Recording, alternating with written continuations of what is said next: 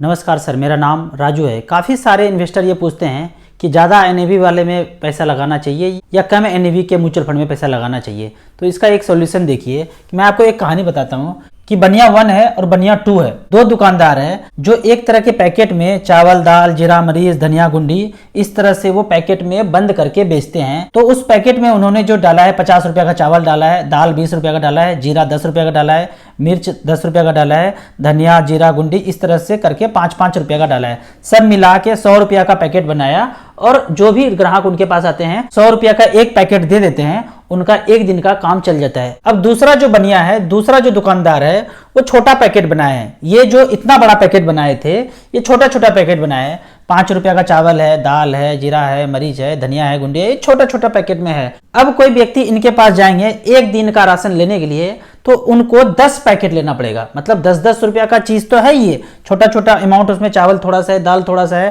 थोड़ा थोड़ा करके एक पैकेट में 10 रुपए का ही चीज है उसमें। तो एक आदमी को अपना जीवन यापन करने के लिए एक दिन के लिए उनको 10 पैकेट खरीदना पड़ेगा।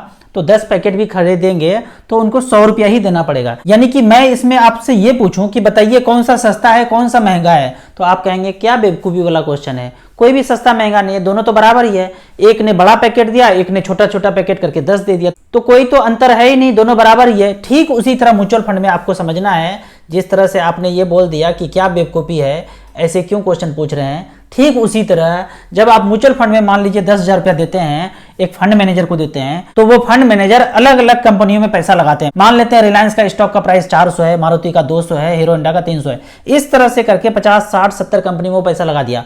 अब सब कंपनी को जोड़ दीजिए तो आया 900 रुपया प्राइस। मतलब फंड मैनेजर ने 900 रुपया में ये सारे खरीद लिया। तो आपको उस फैक्टर से भाग देना है जहां 10 रुपया आ जाए। तो 90 से फैक्टर से भाग दिया तो 10 रुपया आ गया। तो इसको बोलते हैं एक यूनिट का price, NAV, net asset value. जब कोई फंड शुरू होता है, NFO शुरू होता है, तो 10 रुपया इसी तरह से निकाला जाता है। सारे कंपनियों में पैसा लगाया, जोड़ा और उस नंबर से भाग दिया जहां 10 रुपया आ जाए। तो वो फैक्टर कांस्टेंट हो जाएगा। आज भी कांस्टेंट है, 1 साल के बाद भी, 10 साल के बाद भी, 50 साल के बाद ये कांस्टेंट फैक्टर हो गया 90, जहां 10 रुपया आ गया। अब 1 साल के बाद देखते हैं कि रिलायंस का प्राइस 400 से बढ़ के 500 हो गया, मारुति का 200 से 250 हो गया, हीरो होंडा का 300 से बढ़ के 350 हो गया। अब फिर से सबको जोड़िए तो 1000 रुपया आ गया। कहां 900 पहले आया था, अब 1000 आ गया।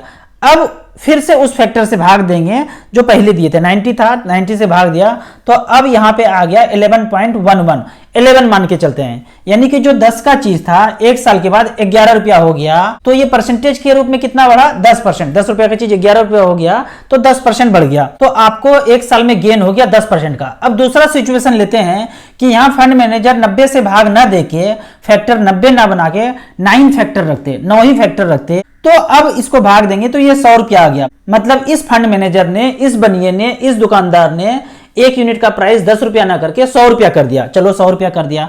अब 1 साल के बाद सारे को जोड़ा तो 1000 रुपया आया। तो 9 से भाग देंगे तो अब 110 रुपया आएगा।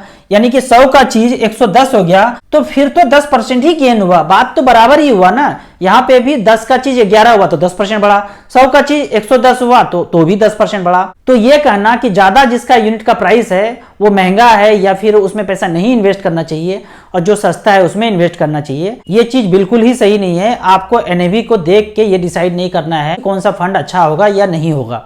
क्योंकि आज जो आप 100 रुपया लगा रहे हैं वो आज ही फंड मैनेजर कंपनियों में पैसा लगाएंगे। और यदि 10 रुपया का यूनिट लेंगे, 10 रुपया उनको देंगे, तो आज 10 रुपया ही उस कंपनी में पैसा लगाएंगे। तो उसी चावल, जीरा, मरीच, धनिया गुंडी की तरह समझिए कि 100 रुपया दिया तो ज्यादा चीज लिया और 10 रुपया दिया तो कम चीज लिया। ठीक उसी तरह अगर NAV का प्राइस 2000 रुपया है तो आप ज्यादा पैसा अलग अलग कंपनियों में लगाएंगे। और NAV का रेट अगर 20 रुपया है तो थोड़े पैसे ही कंपनियों में लगाएंगे। आपको इसी तरह म्यूचुअल फंड के बारे में कुछ जानना है तो मेरे नंबर पे आप मुझे व्हाट्सअप कर सकते हैं। वीडियो अच्छा लगे तो आप अपने व्हाट्सएप ग्रुप में जरूर शेयर करें। Thank you so much.